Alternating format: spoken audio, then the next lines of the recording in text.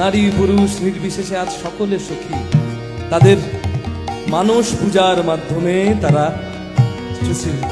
প্রাণ যুগলকে আজ মালতীর মালা পরাচ্ছেন। বলছেন, গাথিয়া মালতীর মালা দিব তোহার গলে, অধরে তুলিয়া দিব কর্পূর তাম্বুলে।